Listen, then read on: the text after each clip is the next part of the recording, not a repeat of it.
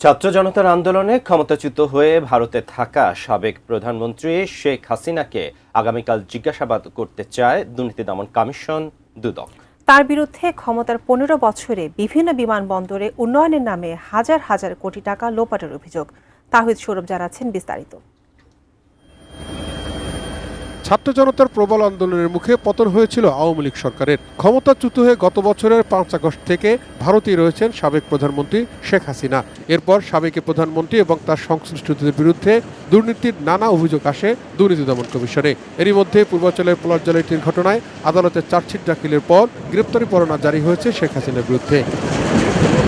এবার শেখ হাসিনা প্রধানমন্ত্রী থাকাকালে গত ১৫ বছরে বিভিন্ন বিমানবন্দর নির্মাণ ও উন্নয়নের কাজে হাজার কোটি টাকা লুটপাটের তথ্য পেয়েছে দুদক, যেখানে অভিযুক্তদের তালিকায় শেখ হাসিনা ছাড়াও রয়েছেন সাবেক বিমান প্রতিমন্ত্রী মাহবুব আলী সহ ৯ জন। এ ব্যাপারে বক্তব্য দেওয়ার জন্য বৃহস্পতিবার শেখ হাসিনা সহ ৩ জনকে দুদকের প্রধান কার্যালয়ে আসতে চিঠি দেওয়া হয়েছে।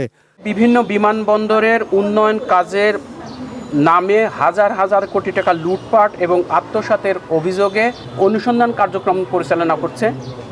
এরই অংশ হিসাবে আগামীকাল সাবেক প্রধানমন্ত্রী জনাব শেখ হাসিনা, বেসামরিক বিমান চলাচল ও পর্যটন মন্ত্রণালয়ের সাবেক প্রতিমন্ত্রী মাহবুব আলী এবং সাবেক সচিব মোকাম্মেল হোসেনকে ব্যক্তিগত শুনানির জন্য আগামীকাল তলব করা হয়েছে।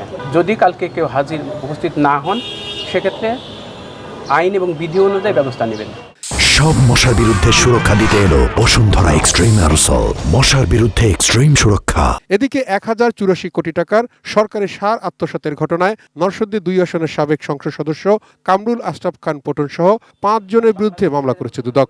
১,০০০ কোটি টাকারও বেশি এই মূল্যের সার বাংলাদেশ সরকারকে বাফার গুদামে সরবরাহ না করে অন্যত্র বিক্রি করে অসৎ উদ্দেশ্যে একে অপরের যোগসাজশে পুরো টাকাটা পটন ট্রেডার্স আত্মসাৎ করেছে।